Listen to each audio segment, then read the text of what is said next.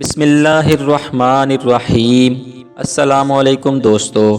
ایک مشہور کہاوت ہے، با ادب با نصیب، بے ادب بے نصیب۔ ایک دفعہ جناب بہلول دانا رحمۃ اللہ علیہ کسی نخلستان میں تشریف رکھتے تھے۔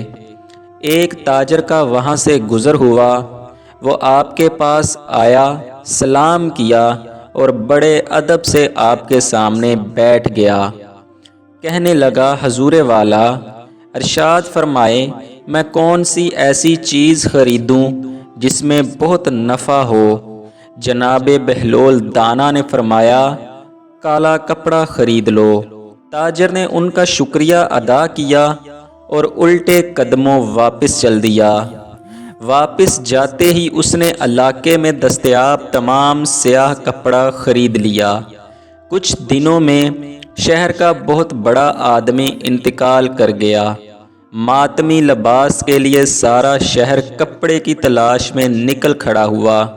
اب چونکہ تمام سیاہ کپڑا صرف اسی تاجر کے پاس دستیاب تھا، تو اس نے بھی منہ مانگے داموں فروخت کیا اور انتہائی نفع کمایا، جس کی وجہ سے وہ راتوں رات امیر کبیر ہو گیا۔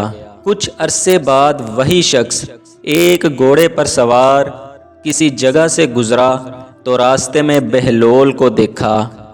گھوڑے پر سوار ہی تھا کہ بہلول سے پوچھنے لگا، او دیوانے، اب کی بار کیا لوں کہ مجھے زیادہ سے زیادہ منافع ہو سکے؟ بہلول دانا نے اس کے لہجے میں چھپے غرور کو فوراً بھانپ لیا۔ بولے، جاؤ اور تربوز لے لو۔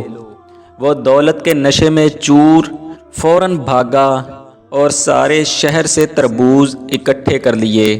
لوگ حیران و ششدر رہ گئے۔ خیر، دن گزرتے گئے اور ایک ہفتے میں ہی تمام کے تمام تربوز خراب ہو گئے، حتیٰ کہ وہی امیر کبیر تاجر کوڑی کوڑی کا محتاج ہو گیا۔ اسی خستہ حالی میں گھومتے پھرتے ایک دن اس کی ملاقات پھر بہلول سے ہو گئی۔ بہلول کو دیکھتے ہی جیسے اس کی جان میں جان آ گئی ہو۔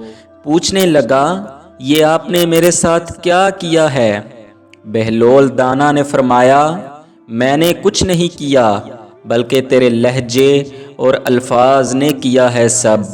جب تو ادب سے پیش آیا تو مالا مال ہو گیا، لیکن جب گستاخ ہوا تو کنگال ہو گیا۔ یہی وجہ ہے پیارے دوستو کہ میرے مولا علی کرم اللہ وجہہ الکریم نے ارشاد فرمایا، بہت سے انسان ایسے ہیں جنہیں زبان نے موت کے گھاٹ اتارا ہے۔ اسلامی حکایات و واقعات اور سبق آموز کہانیاں سننے کے لیے ہمارے چینل کو سبسکرائب کریں۔ جلد ملیں گے ایک اور معلوماتی ویڈیو کے ساتھ۔